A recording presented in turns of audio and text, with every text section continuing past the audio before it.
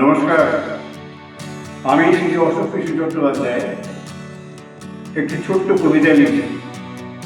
কবিতাটির নাম হলো সত্য বলো। সেটি এবার আপনাদের আমি আবৃত্তি করে শোনাচ্ছি। সবাই যদি উত্তম তবে মন্দ কাকে বলি, সবাই যদি অচল তবে কাকে নিয়ে চলি।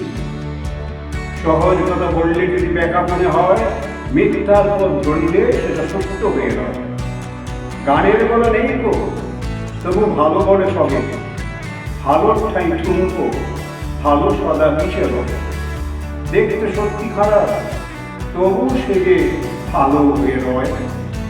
ভালোর ঘটে পতন, ভালো মন্দ হয়ে রয়। কারো কথা শুনলে যদি সত্যি লাগে ভালো, পাপের পথে নামিয়ে তার কেড়ে নেবে আলো।